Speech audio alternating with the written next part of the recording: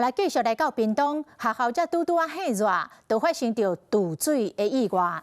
昨下晡，3個棒球隊的高中生相招到南平路的海岸邊耍水，結果其中一個學生被大鷹夾去倒水死亡。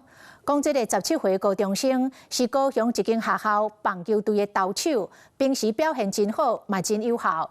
這屆是轉去屏東看阿嬤，想袂到發生遺憾的代志，家屬心真痛。17歲的少年人倒水，風叫起來的時已經無氣，家屬在邊仔一直哭，希望少年人聽到聲會當清醒。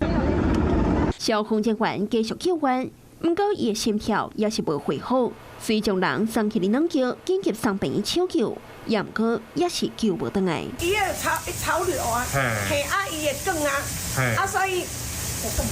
伊又更出去，更厲害。倒水過身的是高雄一間以棒球出名的高中生過學生啊，伊是屏東的南平人。昨下晡，伊甲2個同學去東港南平路邊的海岸耍水，技術是岸邊的風影傷強，全互夾去。警消出動真濟警力，搜索點半鐘了後，才佇岸邊100公尺的所在找到人，尾手也是救無回來。因爸母是高雄啊，因做食飯的啦，甲因是大人，甲因朋友也是大人，了食飯。也嘛足親嘛，係啊，有的人吵死唔捌啦。醒過的高中生，這屆是甲親人轉去屏東探望開店的阿嬤。休戰結束都要成3年啊！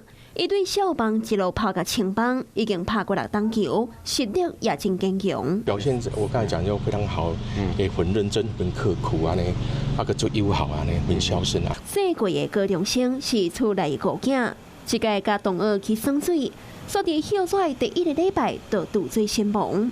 這場意外，互棒球界的名日子青過往，這是要叫家屬安怎接受？